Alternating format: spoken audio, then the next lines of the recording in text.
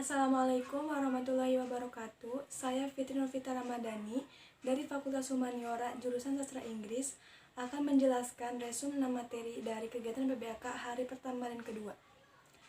Yang pertama yaitu materi dari Ketua Rektor UIN Maulana Malik Ibrahim, Profesor Dr.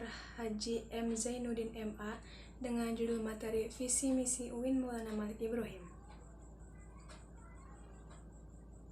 Visi Misi UIN Maulana Malik Ibrahim Malang.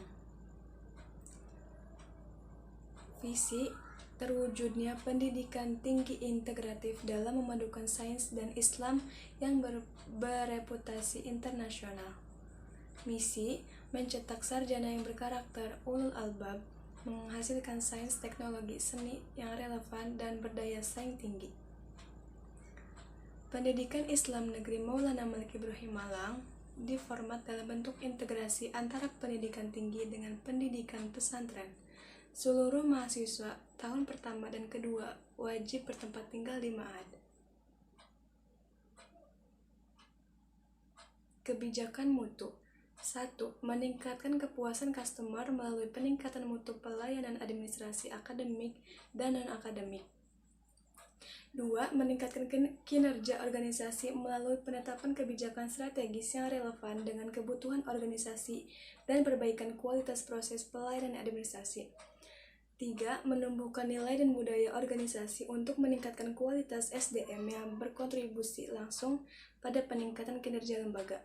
Yang keempat, menyediakan SDM dengan kualifikasi dan kompetensi yang sesuai untuk memberikan kontribusi yang optimal pada penyelenggaraan layanan prima bagi customer. Yang kelima, meningkatkan kualitas manajemen lembaga melalui perbaikan tata cara kerja dan tata kelola organisasi ke arah efisiensi dan efektivitas organisasi. Keenam, menyediakan sarana dan prasarana yang memadai untuk menunjang kegiatan layanan administrasi akademik dan non-akademik. Yang ketujuh, menciptakan lingkungan kerja yang kondusif bagi tumbuhnya sinergi dan peningkatan Civitas Akademika UIN Maulana Malik Ibrahim Malang. Yang kedua yaitu materi dari Wakil Rektor Bidang Akademik Profesor Dr. Ummi Sumbullah MAG tentang wawasan akademik.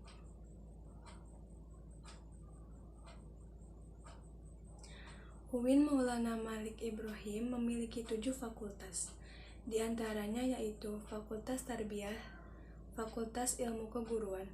Sesuai yang dikatakan Pak Rektor, Fakultas Ilmu Keguruan adalah fakultas tertua di UIN Maulana Malik Ibrahim.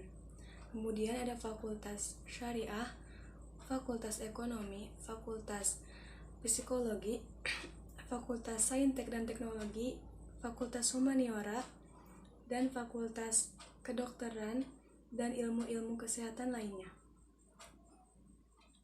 Serta ada pasca sarjana dengan 15 program studi, sehingga semua program studi yang ada di UIN Maulana Malik Ibrahim yaitu 47 program studi, baik level S1, S2 maupun S3. Berdasarkan pengembangan atau rencana induk pengembangan Malang dan juga rencana strategis, maka kampus ini sekarang berada pada tahap International Recognition dan International Relation, jadi sedang pada tahap pengakuan internasional dan reputasi internasional. Oleh karena itu, program-program yang mendukung upaya-upaya internasionalisasi universitas selalu mendapatkan dukungan. Di antaranya mengikuti berbagai event akademik internasional, kemudian juga penambahan mahasiswa asing. UIN Maulana Malik Ibrahim memiliki hampir 500 mahasiswa asing dari 34 negara. Dan kita juga mendesain kurikulum berwawasan internasional. Juga memperbanyak program studi yang tersertifikasi internasional maupun yang terakreditasi internasional. Kita sejak tahun 2008 sudah mengadopsi atau mendapatkan sertifikasi ISO SMM. Kemudian pada tahun 2020 kemarin ada 4 program studi yang sudah mendapat akreditasi A. Dari 47 provinsi tadi, itu telah banyak yang mendapatkan predikat unggul dari BAN PT, kemudian juga banyak yang berpredikat A, dan selebihnya adalah berpredikat B, dan juga berbagai dikatakan baik. Dan tidak kalah banyak upaya internasionalisasi yang dilakukan. Salah satunya itu adalah dengan mendorong dosen dan juga mendorong mahasiswa untuk melakukan publikasi hasil riset ke dalam proceeding internasional maupun jurnal internasional bereputasi. Teman-teman mahasiswa sekalian nanti akan melakukan riset, baik riset untuk kepentingan peningkatan untuk kompetisi nasional maupun kompetisi regional dan kompetisi internasional, maupun untuk melakukan riset sebagai tugas akhir, skripsi atau tugas akhir yang lain.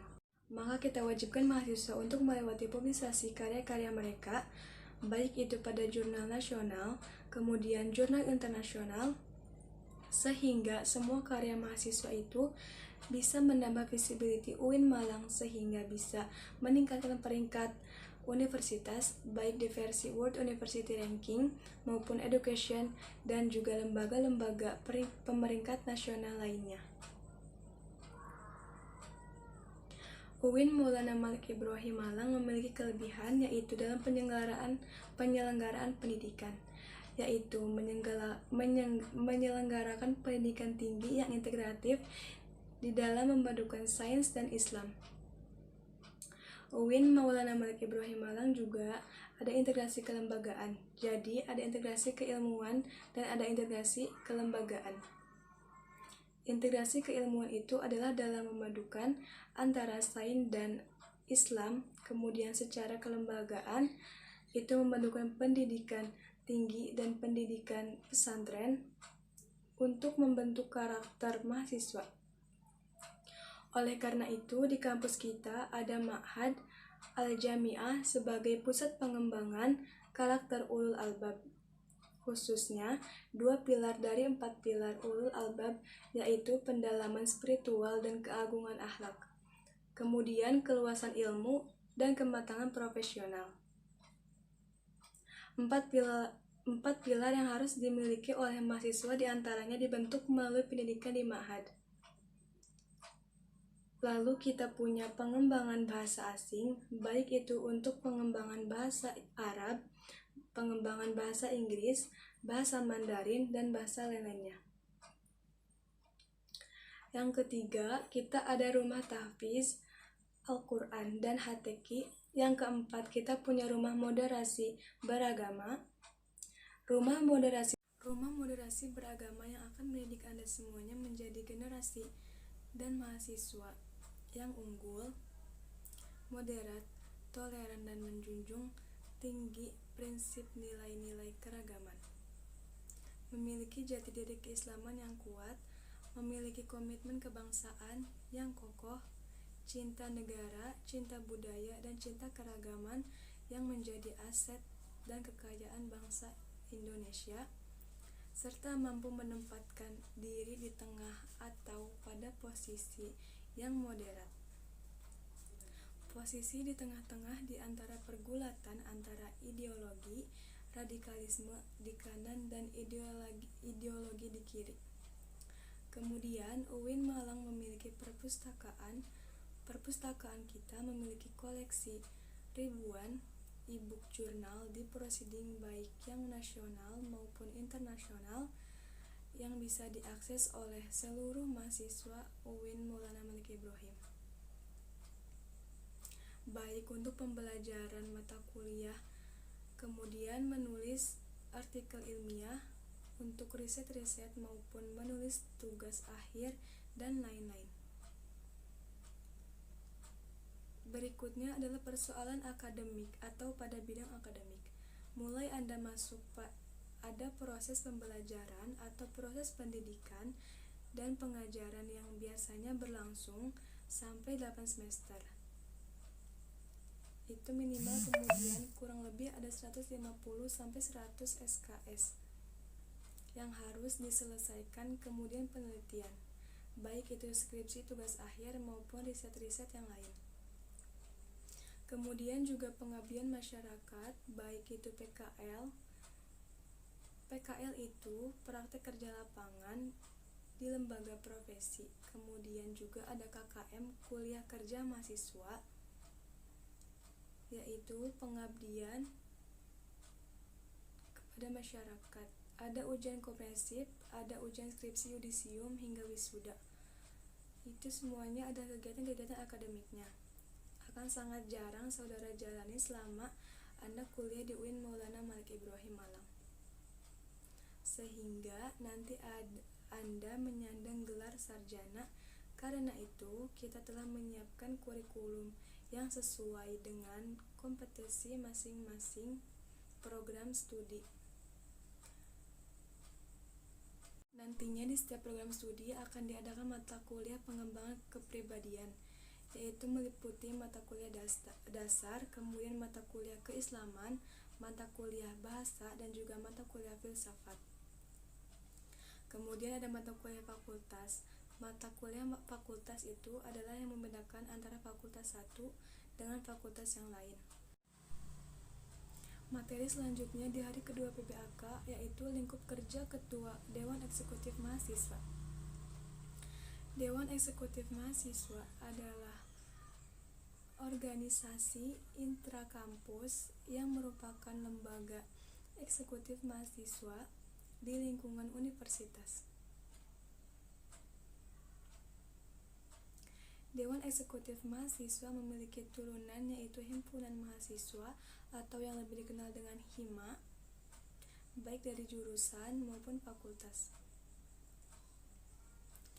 Dewan Eksekutif Mahasiswa memiliki fungsi yaitu yang pertama, sebagai pelaksana program organisasi kemahasiswaan. Lalu yang kedua, sebagai lembaga yang mengkoordinasikan dan menginstruksikan pelaksanaan kegiatan kemahasiswaan di tingkat universitas. Selanjutnya, tugas Dewan Eksekutif Mahasiswa yaitu melaksanakan program kerja organisasi yang sudah disepakati Senat Mahasiswa Universitas, mengkomunikasikan dan menginformasikan kegiatan kemahasiswaan di tingkat universitas, melaksanakan koordinasi dan sinkronisasi kegiatan kemahasiswaan. Dalam Dewan Eksekutif Mahasiswa terdapat beberapa kementerian untuk membantu melaksanakan semua kegiatan mahasiswa. Ada 6 kementerian di Dewan Eksekutif Mahasiswa, yaitu yang pertama, Kementerian Dalam Negeri. Kementerian ini ditugaskan untuk mengkoordinasikan di lingkungan internal UIN Maulana Malik Ibrahim. Yang kedua yaitu Kementerian Luar Negeri. Kementerian ini ditugaskan untuk mengkoordinasikan di luar lingkungan Universitas UIN Maulana Malik Ibrahim. Yang ketiga yaitu Kementerian Sosial, Hukum, dan Politik. Kementerian ini berisi pengembangan ataupun kajian yang berkaitan dengan ilmu sosial, hukum, dan politik, karena sebagai mahasiswa kita tidak bisa belajar hanya dari satu sisi. Lalu yang keempat, Kementerian Agama.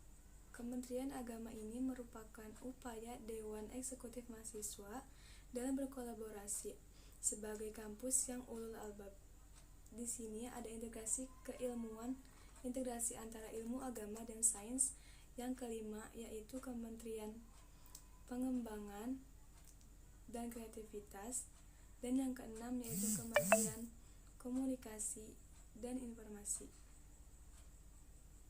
Selanjutnya yaitu materi dari lingkup kerja Senat Mahasiswa.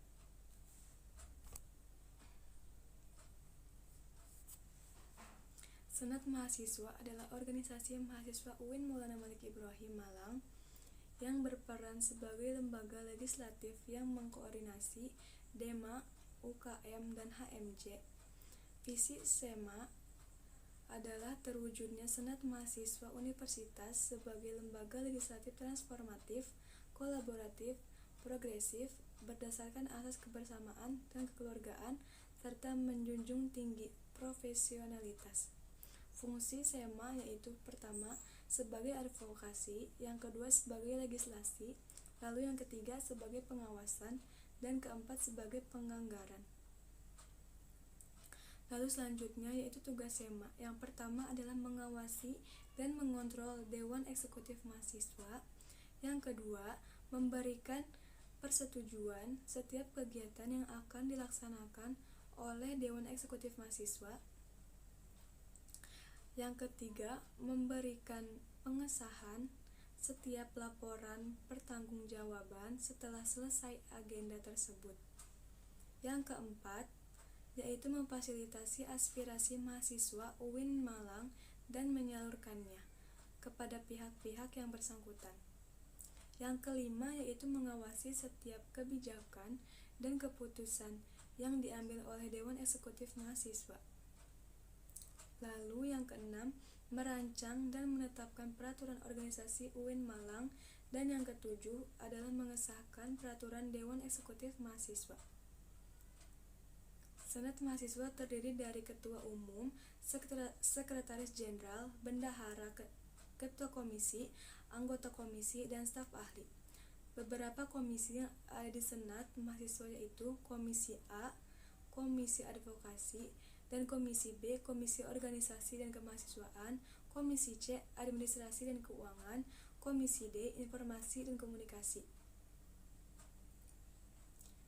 Ketua Umum Senat Mahasiswa UIN Maulana Malik Ibrahim yaitu Muhammad Adif Fanani, lalu Manarul Ilmi sebagai Sekretaris Jenderal.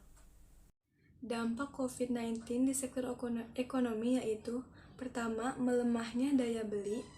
Penerapan pemberlakuan pembatasan kegiatan masyarakat atau PPKM darurat sepanjang bulan Juli lalu membuat daya beli masyarakat sedikit melemah. Imbasnya, sepanjang bulan lalu terjadi inflasi tipis sebesar 0,08%. Kedua, hilangnya pekerjaan. KSPI mencatat kurang lebih 50.000 buruh yang terkena PHK sejak awal tahun 2021.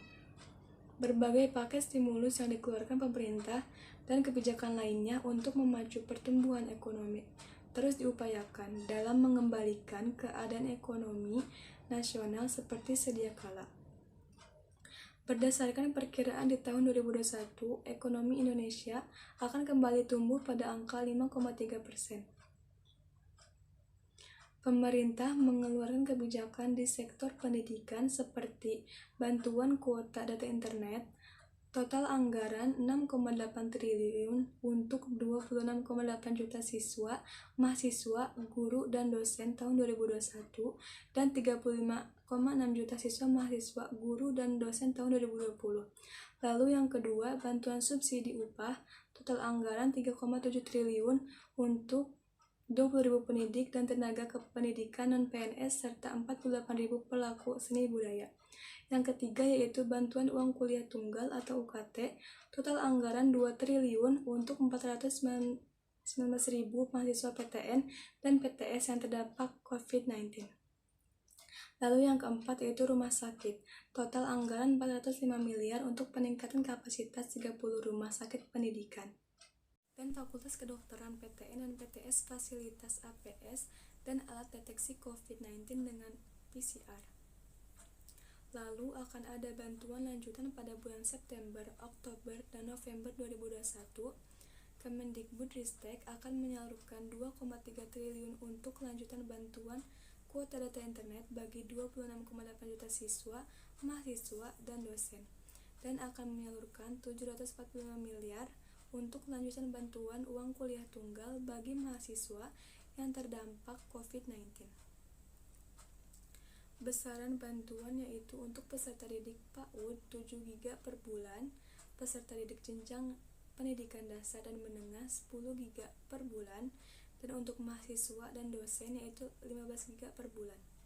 Lalu besaran bantuan UKT yaitu maksimal 2,4 juta per mahasiswa. Selanjutnya yaitu pentingnya kolaborasi hexahelix, yaitu kolaborasi antara komunitas, ormas, pebisnis, pemerintah, akademis atau universitas, partai politik, dan media massa.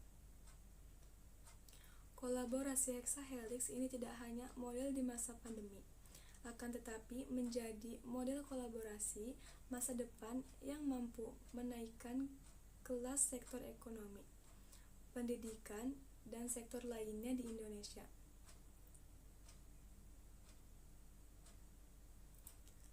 Tiga kekuatan pengubah dunia yaitu: yang pertama, kemajuan teknologi. Saat ini sudah banyak temuan teknologi baru, terutama teknologi informasi, yang benar-benar mengubah banyak hal dalam kehidupan manusia, mulai dari cara berbelanja maupun cara berkomunikasi. Yang kedua yaitu agama. Agama merupakan kekuatan yang sangat dahsyat di seluruh dunia. Agama menjadi tempat berlindung atas semua yang terjadi. Kesalahpahaman dalam beragama menyebabkan pertikaian, pertentangan, salah paham, maka dari itu pemahaman agama yang inklusif menjadi kunci. Dan yang ketiga yaitu pasar. Kekuatan pasar yang dikemas dengan teknologi algoritma telah mendikte seluruh kehidupan ekonomi dan sosial masyarakat. Kehidupan manusia saat ini ditentukan oleh pasar. Misalnya, mencari barang di Instagram, kita akan dimonitor oleh pasar. Kita akan terus disuguhi barang-barang yang kita cari. Peran dan peluang UIN PTKIN. PTKIN atau UIN harus mampu menghasilkan inovasi baru di bidang teknologi mutakhir. Konsep integrasi sains dan agama harus berbasiskan penemuan yang bermanfaat terhadap hajat hidup manusia. Minimal PTKIN mampu bersaing dengan PTN dan PTS dalam pengembangan teknologi. Agar inovasi Indonesia tumbuh subur, PTKIN perlu melakukan kolaborasi dengan industri, utamanya melakukan link and match perguruan tinggi dari industri. Salah satu konsep kampus merdeka adalah adanya keterhubungan antara kampus dan industri, baik dalam negeri maupun luar negeri. Tujuannya adalah di samping meningkatkan skill mahasiswa, juga menjadi jembatan keterserapan lulusan PTKIN di berbagai sektor industri. 4 hal yang harus dimiliki agar bisa menjadi generasi unggul. Yang pertama adalah keagungan moral dan spiritual. Lalu yang kedua, gandrung ilmu pengetahuan. Yang ketiga, memiliki digital quotient. Dan yang keempat yaitu kesolehan atau peduli sosial. Lalu yang terakhir saya akan membacakan resum dari materi Bapak Haji Basri Zainuddin, dosen UIN Maulana Malik Ibrahim, dengan judul materi Moderasi Beragama dalam Bingkai NKRI. 2 arus besar adalah Sunni dan Syi'i Islam. Social labeling seperti Islam liberal, sekuler, pragmatis, modernis, tradisionalis, fundamentalis, ekstremis, teroris. Label kontemporer adalah Islam moderat dan Islam Nusantara. Apa itu moderasi dalam Islam? Definisi moderasi secara etimologi adalah wasatiyah, yang berarti jalan tengah atau middle path, posisi tengah berkeadilan. Secara terminologis, pemahaman praktek keagamaan yang menjunjung tinggi kesetaraan, keberagaman, toleransi dengan berpijak pada prinsip tawazun antara risiko atau logika serta konteks. Menurut dasar teologis Al-Quran Surah Al-Baqarah ayat 143, beberapa hadis dan dalam Sahih Bukhari. Kenapa moderasi penting di Indonesia? Karena karakter Islam sebagai agama rahmatan lil alamin yang menjunjung tinggi keadaban Islam dan harmoni inter dan antar pemeluk agama. Historitas Islam di Indonesia, karakter masyarakat Indonesia yang lekat dengan kesantunan dan harmoni, ideologi bangsa, Pancasila, dan moto Bhinneka Tunggal Ika. Isu-isu politik yang terkait dengan Timur Tengah dan politik global, baik secara langsung atau tidak, dapat mempengaruhi pemahaman dan sikap keberagaman masyarakat Indonesia serta mengganggu agenda moderasi Islam seperti konflik Palestina versus Israel, aliansi politik Arab Amerika, oil politik despotism and hypocrisy. Pesan untuk mahasiswa UIN Malang dari Bapak Haji Basri, yaitu mahasiswa harus memerankan diri sebagai agen of change dalam menguatkan dan mendesimisasi agenda moderasi. Mahasiswa harus mengedepankan kepentingan kebangsaan dan keagamaan yang sesuai dengan prinsip moderasi. Mahasiswa UIN harus cerdas akademik, religius, dan berkebinekaan. Sekian penjelasan resum dari saya, kurang lebihnya mohon dimaafkan. Mohon maaf bila ada kesalahan kata. Wassalamualaikum warahmatullahi wabarakatuh.